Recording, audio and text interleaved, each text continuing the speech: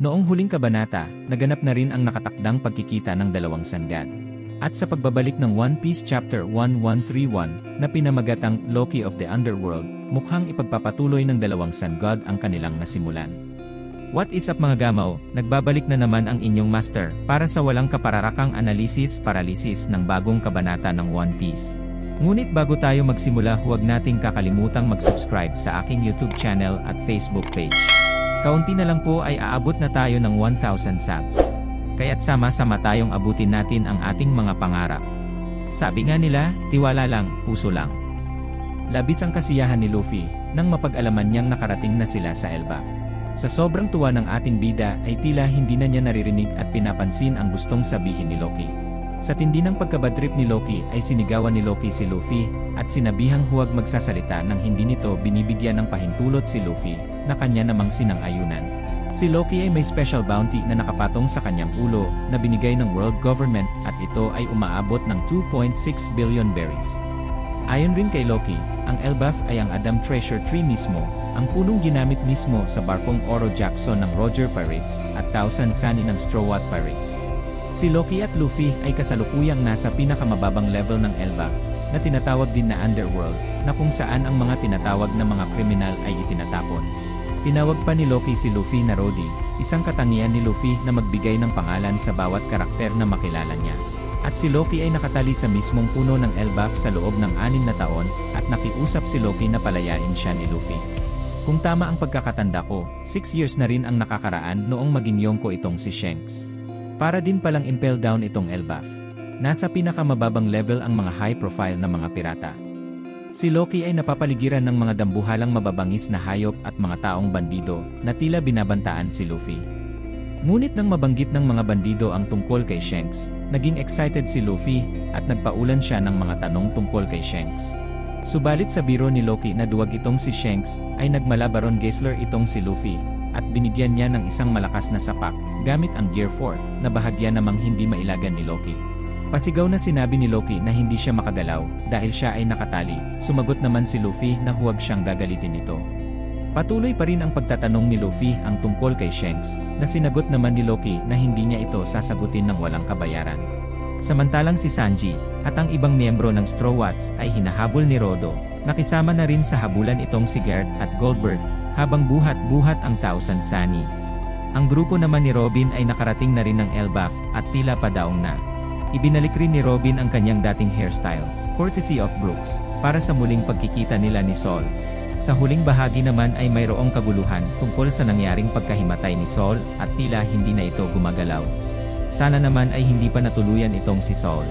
Ito ang isa sa pinaka-aabangang reunion sa One Piece. Sana hindi ito mauwi sa iyakan at pagkadismaya. Mabalik tayo kay Loki. Si Loki na may nakapatong sa kanyang ulo, at ito ay ang special bounty na iginawad ng world government na nagkakahalaga ng 2.6 billion berries. Sa laki ng halagang ito, masasabi natin na nasa level na ito ng mga Yonko, ngunit ang term na special bounty ay tila ngayon lang nagamit. Ang mga miyembro ng Revolutionary Army rin naman ay may mga patong sa ulo kahit hindi sila pirata. Ngunit ang kanilang bounty ay normal at parehas lang sa mga pirata, kung kaya't hindi basehan ang pagiging pirata o hindi ang pagkakaroon ng special bounty.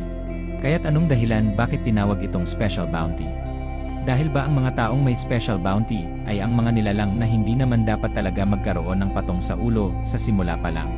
Ang bounty ay ipinapatong sa ulo ng sinuman dahil sila ay may nagawang labag sa batas o maglalagay sa kalagayan ng world government, at ang halaga ng bounty ay nagbabago ayon sa maaaring pinsalang maidudulot nito. Sa lagay ni Loki, marahil wala pa siyang ginagawang masama laban sa world government, ngunit may malaking posibilidad na si Loki ay maging isang malaking threat sa world government sa hinaharap, kung kaya't ang term na special bounty ay iginawad sa kanya.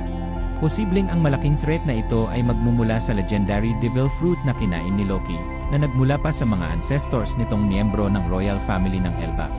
Kung ganito na nga ang magiging sitwasyon, marahil alam ng world government kung anong devil fruit ang hawak ng mga royal family ng Elbaf, at alam na rin ng world government na kinain na ni Loki ang devil fruit na ito.